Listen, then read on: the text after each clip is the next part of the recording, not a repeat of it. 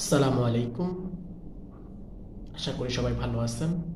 প্রবাস খুঁটিনাটি Facebook page ও YouTube channel থেকে যারা আজকের এই ভিডিও দেখতেছেন সবাইকে জানাই আন্তরিক অভিনন্দন ও ভালোবাসা।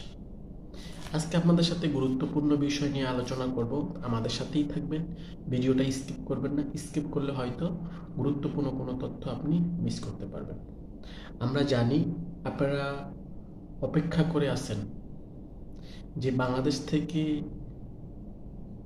যে 17,000 কর্মী মালয়েশিয়াতে যেতে পারেনি, তারা অধিক আগ্রহ ধরে বসে আছেন।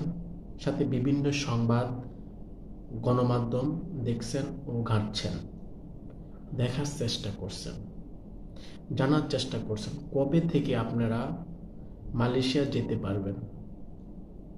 আমরা কিন্তু বারবার বলেছি এই প্রক্রিয়াটা কিন্তু চলমান, এই প্রক্রিয়া চলমান।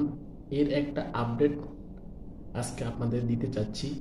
সাথে আমরা কিছু তথ্য পেয়েছি, সাথে দুই একটা গণমাধ্যম এই সংবাদ এসেছে যে 17,000 কর্মী যেতে পারেনি। তার মধ্যে কিছু ক্যালকুলেশন আমরা আপনাদের সাথে করব। ক্যালকুলেশন করে আমরা আপনাদেরকে বলবো। এর মধ্যে অনেকেই যেতে পারবে না। আমরা যে ক্যালকুলেশনটা করেছি তার মধ্যে কিন্তু অনেকেই যেতে পারবে না, কারণ তখন আপনাদের এজেন্সির উপরে অনাস্থা ছিল, দালালের উপরে অনাস্থা ছিল।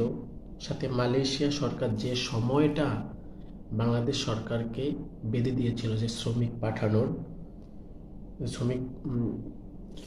সেই সময় কিন্তু অনেকেই যেতে পারেনি বিভিন্ন সমস্যার কারণে। আমি কয়েকটি কারণ আপনাদের সাথে শেয়ার করব।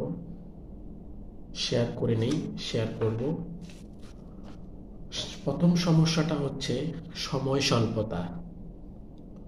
স্বল্পতা। বেঁধে দেওয়ার সময়ের মধ্যে এয়ারলাইন্সগুলো লাস্টের দিকে এসে যখন দেখলো যে অনেক প্রেশার বেশি, তখনই তারা একটা সিন্ডিকেট করে ফেললো। এই মুহূর্তে একটা সিন্ডিকেট ওই মুহূর্তে কিন্তু একটা সিন্ডিকেট হয়ে গিয়েছিল। সিন্ডিকেটের কারণে টিকিটের দাম আপনারা অলমোস্ট জানেন যে যখন সে লাস্ট মুহূর্তে আর কি সিন্ডিকেট হয়েছিল, তখন কিন্তু টিকিটের প্রচুর দাম ছিল। এটা যারা মালয়েশিয়াতে আমরা আসছি তারা কিন্তু জানি। কলিংয়ে তখন কিন্তু একটা টিকিটের দাম 1,15,000 টাকা থেকে শুরু করে 1,20,000, এমনও লোক আছে 1,30,000 টাকা দিয়ে কিন্তু টিকিটের দাম তখন হয়েছিল। আর নর্মাল প্রাইস ছিল 80-90,000 টাকা। এর দিকে কথা বলছি, সেটা এই কথাটা কিন্তু আমি শেষের দিকের কথা বলছি, যখন আমাদের মালয়েশিয়াতে কলিংয়ে আমাদের লোকগুলো আসতেছিল। এজেন্সি তখন কিন্তু এজেন্সি লাভের দিকে কথা বলছি। এজেন্সি লাভ হবে না মনে করছে, তাই তারা বন্ধ করে দিয়েছে, বা আপনারা বাড়তি টাকা দিবেন না। টাকাকে টিকিট কেটেছিল, ম্যান পাওয়ার হয়েছে, কিন্তু আপনার এজেন্টের অফিসে ধরেন আপনার সব হয়ে গেছে, কিন্তু আপনার এজেন্ট অফিসে টাকা জমা দেয়নি। বিভিন্ন কারণে এই সমস্যা হতে পারে। যাদের এজেন্সির উপর সাথে দালালের উপর অনাস্থার উপর তারা কিন্তু টাকাও ফেরত নিয়েছে। যাদের ওই সময় লাস্ট সময় এজেন্সি প্লাস দালালের উপরে অনাস্থা ছিল, তারা কিন্তু তখন টাকাও ফেরত নিয়েছে। অনেকে আবার কিন্তু তখন টাকা ফেরত নিয়ে অনেকে কিন্তু অন্য দেশেও চলে গেছে, যেমন সৌদি, কাতার, কুয়েত, যেখানে মালয়েশিয়াতে আসতে পারে নাই, সময় স্বল্পতাকে বিভিন্ন সমস্যার কারণে তখন কিন্তু তারা অন্য দেশে ট্রাই করে কিন্তু অনেকেই চলে গিয়েছে। কিন্তু কিছু দেশে কিছু আবার অনেকেই আছে কিন্তু দেশে কিছু করার চেষ্টা করছে। সব মিলিয়ে মোটামুটি আমরা যে আপডেট তথ্য পেয়েছি আপনাদের কাছে সেটা শেয়ার করব। সব মিলিয়ে যত সমস্যা যা বলেছি সব মিলিয়ে আমরা আপডেট যে তথ্যটা পেয়েছি, মোটামুটি 10,000 শ্রমিক যারা ওই সময় যেতে পারেনি, 31শে মের পরে যে সকল শ্রমিক ভিসা হওয়ার পরে যেতে পারেনি বিভিন্ন কারণে, তাদের মধ্যে 10,000 শ্রমিক বর্তমানে মালয়েশিয়াতে যেতে পারবেন। আমরা যেটা আমরা জানতে পেরেছি মন্ত্রণালয়ের মাধ্যমে ও বিভিন্ন গণমাধ্যমের মাধ্যমে আমরা এই নিউজটা পেয়েছি। এই 10,000 শ্রমিক মন্ত্রণালয় কথাটা আবার আমি আপনাদেরকে রিপিট করতেছি। বিভিন্ন সমস্যার কারণে তখন কিন্তু অনেকে যেতে পারেনি। এখন লাস্ট একটা চূড়ান্ত মন্ত্রণালয় থেকে একটা সিদ্ধান্ত আসছে, যেটা হচ্ছে 10,000 শ্রমিক যেতে পারবে। যে 31শে মের পর যে সকল শ্রমিকের ভিসা হওয়ার পরেও যেতে পারেনি বিভিন্ন কারণে, তাদের মধ্যে 10,000 শ্রমিক যাবেন, আমরা যেটা জানতে পারছি মন্ত্রণালয় এবং বিভিন্ন গণমাধ্যমের মাধ্যমে।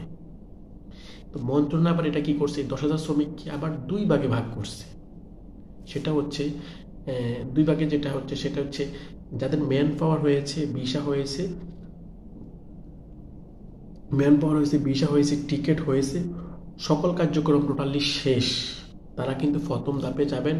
আর যাদের এখনো ম্যান পাওয়ার হয় নাই বা টিকিটে হয় নাই বা কোনো কিছু কাজ এখনো অসম্পূর্ণ রয়েছে, তারা দ্বিতীয় ধাপে যাবেন। টোটালি সর্বগত হচ্ছে এক ধাপ হচ্ছে ম্যান পাওয়ার ধাপ, আর একটা হচ্ছে যাদের ম্যান পাওয়ার হয়নি, দুই ধাপ। মানে দুইটা ভাগে বিভক্ত করার কারণ হচ্ছে একটা যাদের ম্যান পাওয়ার হয়ে গেছে তারা প্রথম ধাপে যাবে, আর যাদের ম্যান পাওয়ার এখনো হয়নি তারা দ্বিতীয় ধাপে যাবে। এখন এই সমস্যাগুলা কিন্তু আসলে একটা কি বলবো, এখানে আসলে মূলত বিষয়গুলো হচ্ছে যে একটা মন্ত্রণালয় এবং বাংলাদেশ মন্ত্রণালয় এবং মালয়েশিয়ান মানব সম্পদ মন্ত্রণালয় উভয়ের সম্পাদনের উপরে ডিপেন্ড করে কি আমাদের এই শ্রমিকগুলা মালয়েশিয়াতে আসতে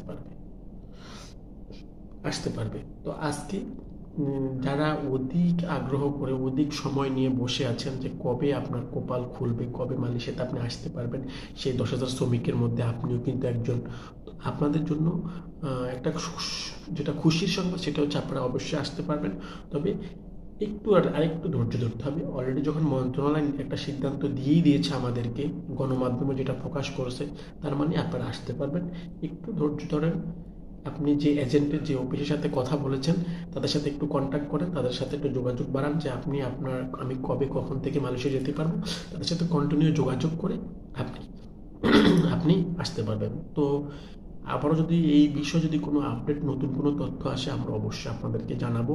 সে পর্যন্ত ভালো থাকবেন, সুস্থ থাকবেন, আমাদের সাথে থাকবেন। প্রবাস খুঁটিনাটি ফেসবুক পেজ ও ইউটিউব চ্যানেলের সাথে থাকবেন। আজকের মতো বিদায় নিচ্ছি। ভালো থাকুন, সুস্থ থাকুন।